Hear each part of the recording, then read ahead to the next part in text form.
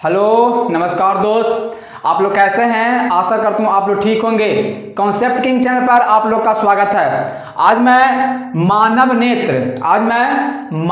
नेत्र एवं रंग बिरंगा संसार फिजिक्स चैप्टर नंबर 3 पार्ट 3 तक हम पिछले वीडियो में पढ़ा दिए हैं। आज हम लोग पार्ट 4 पढ़ेंगे। पार्ट 4 में हम लोग को क्या पढ़ना है, तारे क्यों टिमटिमाते हैं, तारे और ग्रह में क्या अंतर है, और सूर्य उगते समय और डूबते समय लाल क्यों दिखाई देता है। आज हम लोग इसके बारे में डीपली पढ़ेंगे कि तारे क्यों टिमटिमाते हैं, क्यों नहीं टिमटिमाते हैं। आज इसके बारे में डीपली पढ़ेंगे, लेकिन डीपली पढ़ने से सबसे पहले आप लोग चैनल को सब्सक्राइब और लाइक और कमेंट जरूर करें। और आप लोग वीडियो हमेशा लास्ट तक देखें, वीडियो को लास्ट तक देखें, तब समझ में आएगा। चलिए अब हम स्टार्ट करते हैं। क्या है, पहले देख लें क्वेश्चन क्या है कि तारे क्यों टिमटिमाते हैं, तारे क्यों टिमटिमाते नजर आते हैं। आखिर क्या कारण है कि तारे टिमटिमाते हैं, क्या कारण। टिमटिमाने कहने का मतलब भूख भाग, ऐसे भूख भाग नहीं होता, वही पूछ रहा है कि तारे क्यों टिमटिमाते हैं, क्या कारण है कि तारे टिमटिमाते हैं। तो हम लोग जानते हैं इसका उत्तर क्या होगा। तो लिखेंगे वायुमंडलीय अपवर्तन के कारण।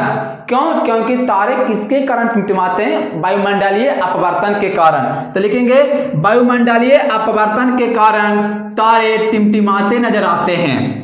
क्योंकि तारे से निकलने वाले प्रकाश की तीव्रता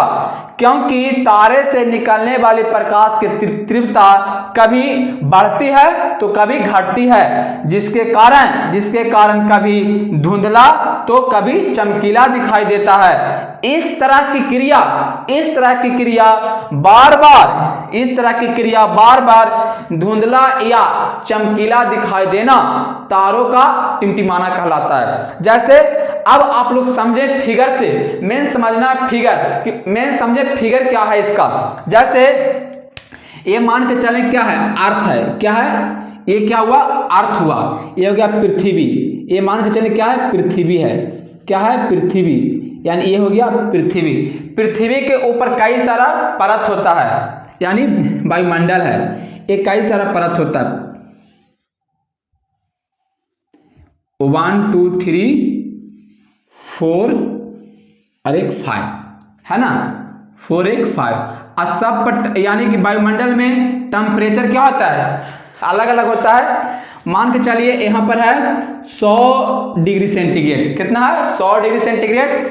यहाँ पर हो गया 200 डिग्री सेंटीग्रेड, यहाँ पर हो गया 200 डिग्री सेंटीग्रेड, यहाँ पर हो गया 300 डिग्री सेंटीग्रेड, यहाँ पर हो गया 400 डिग्री सेंटीग्रेड, और यहाँ पर हो गया 500 डिग्री सेंटीग्रेड।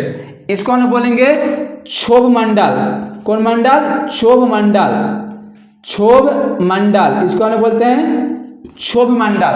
इसको बोलते हैं हम लोग समताप मंडल, इसको बोलते हैं मध्य मंडल, इसको बोलते हैं ताप मंडल, इसको सबसे जो लास्ट है उसको बोलते हैं वायुमंडल।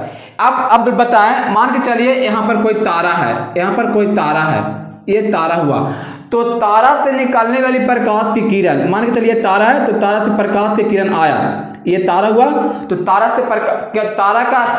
का अपना प्रकाश नहीं होता, ये चंद्रमा से लेता है। यानी ये तारा हुआ, तारा से प्रकाश की किरण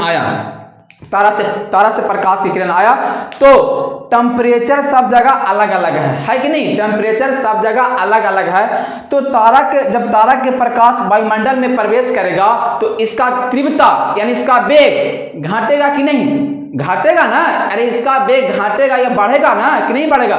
जहां पर टेम्परेचर कम होगा वहां पर उसका तीव्रता यानी बढ़ेगा, और जहां पर टेम्परेचर अधिक होगा वहां पर उसका वेग क्या होगा, कमेगा, बिल्कुल कमेगा।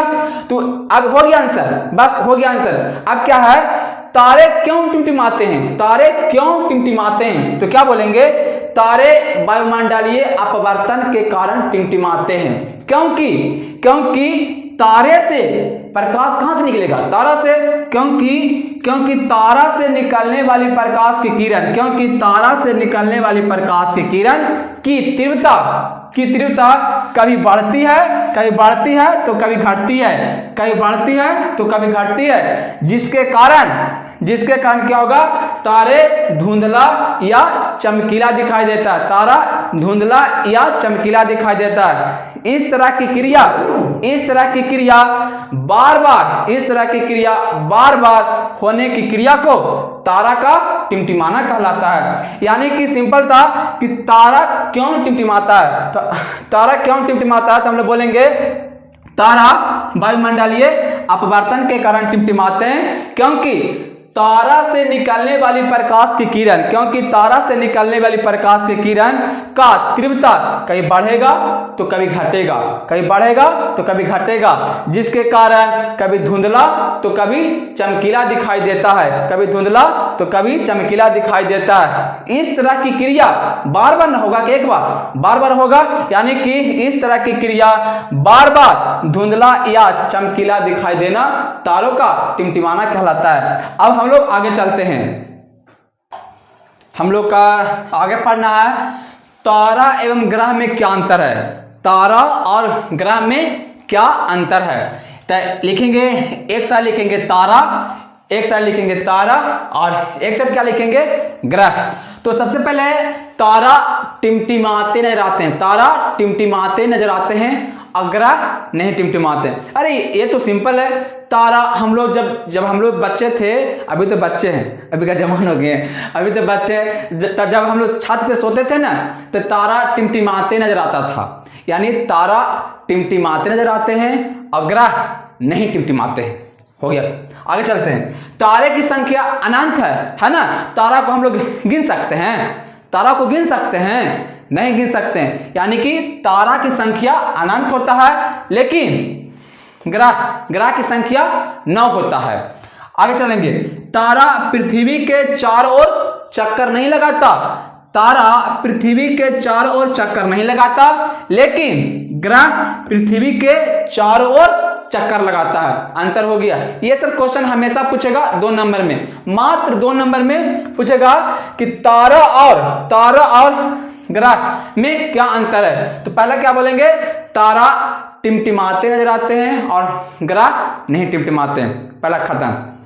सेकंड क्या बोलेंगे, तारे अनंत होते हैं और ग्रह की संख्या 9 होता है, 2 खत्म। तीसरा, तारा पृथ्वी के चारों ओर चक्कर नहीं लगाता है, लेकिन ग्रह पृथ्वी के चारों ओर चक्कर लगाता है। आगे हम लोग चलते हैं, आगे क्या है, आगे क्या है। एक क्वेश्चन आप पूछता है बार बार कि निकट दृष्टि दोष में अवतल लेंस का उपयोग क्यों करते हैं, ये पूछता है बार बार हमेशा 2 नंबर में। लिखेंगे निकट दृष्टि दोष में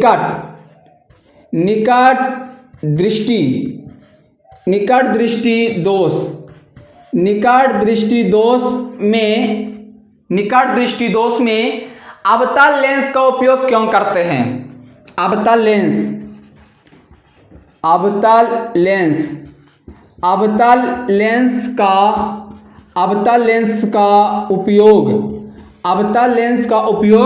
अवतल लेंस का उपयोग क्यों करते हैं, क्या कारण है, क्यों करते हैं। ये क्वेश्चन था 2 नंबर में। निकट दृष्टि दोष में अवतल लेंस का उपयोग क्यों करते हैं, क्या कारण है जो हम लोग निकट दृष्टि दोष में अवतल लेंस का उपयोग करते हैं, क्या कारण है। तो इसको लिखेंगे हम लोग, उत्तर लिखेंगे निकट दृष्टि दोष में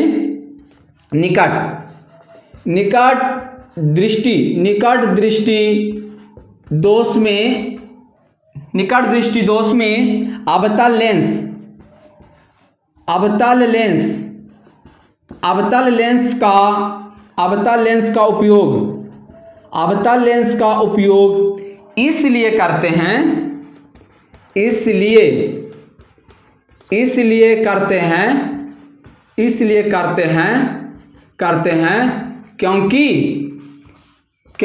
इसलिए करते हैं क्योंकि क्योंकि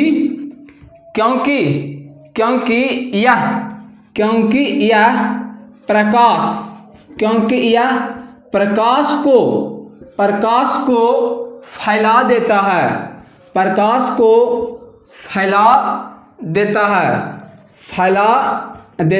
फैला देता है। इसीलिए निकट दृष्टि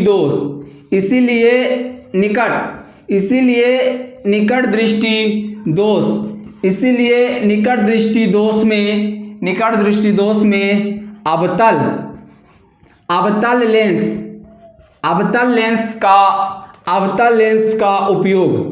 अवतल लेंस का उपयोग करते हैं। इसीलिए निकट दृष्टि दोष में अवतल लेंस का उपयोग करते हैं। कोई हार्ड नहीं है। क्या बोलेंगे?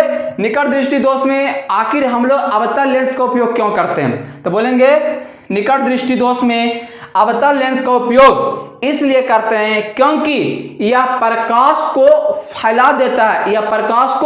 फैला देता है, इसीलिए निकट दृष्टि दोष में अवतल लेंस का उपयोग करते हैं।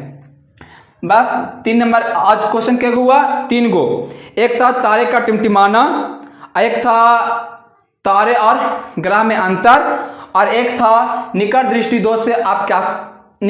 दोष में अवतल लेंस का उपयोग क्यों करते हैं। आज इतने तक। अगर वीडियो समझ में आया होगा तो चैनल को सब्सक्राइब और लाइक और कमेंट जरूर करें। धन्यवाद।